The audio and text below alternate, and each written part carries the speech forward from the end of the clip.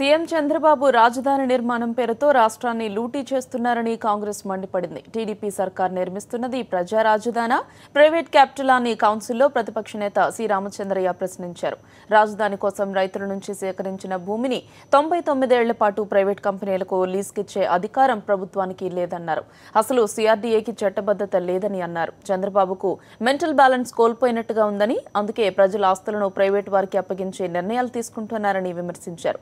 ప్రజలను మోసం చేస్తూ టీడీపీ నేతలను ధనవంతులను చేసే అజెండాను అమలు చేస్తున్నారని, ఈడీ అమీన్ను మించిన లూటీ రాష్ట్రంలో జరుగుతోందని సీఆర్ తీవ్రంగా మండిపడ్డారు. చట్టం చేయలేని పరిస్థితిలో ఇచ్చిన ఆర్డినెన్స్ కింద నువ్వు ల్యాండ్ అక్వైర్ చేస్తావా? ఈ రాష్ట్రాన్ని ఈ విధంగా లూటీ చేసేది ఈడీ అమీన్ కూడా లూటీ చేయలే. Martial law administrator Idi Amin కూడా లూట్ చేయలే. ఆ విధంగా లూట్ చేయబడుతుంది ఇది రాష్ట్రం.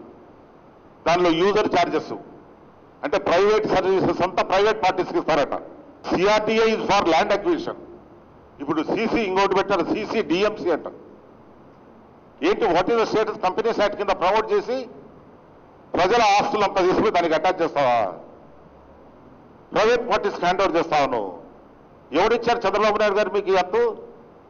మీకు తెలిసిన ప్రజాస్వామ్యంలో ఏం చేయాల్సింది? ఆర్ యూ మెంటలీ బ్యాలెన్స్ అని అడుగుతున్న నాకు అనుమానం వస్తుంది.